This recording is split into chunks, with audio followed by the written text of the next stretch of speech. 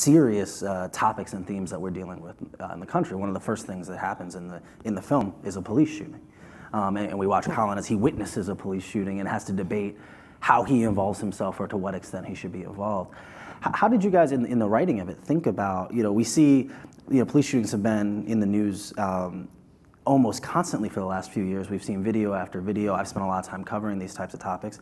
And we've seen pop culture portrayals, some that have hit the mark and some that have missed the mark. How did you guys, in the conversations about how you were going to tell this story, think about, something like that could go left really quickly? I mean, one of the ways we describe the film is that it's a comedy in a world that won't let it be one.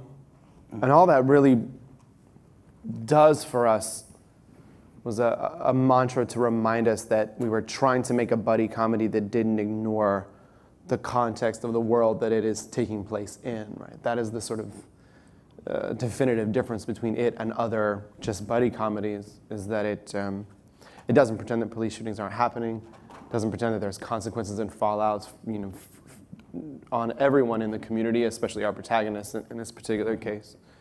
And so we were excited to, some of the later scenes, the final scene there with David and the argument that he and I have are some of the oldest scenes in the script.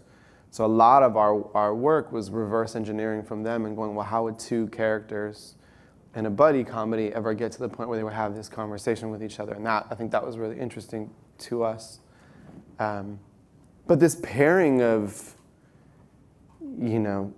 drama and humor is something that comes up a lot for us.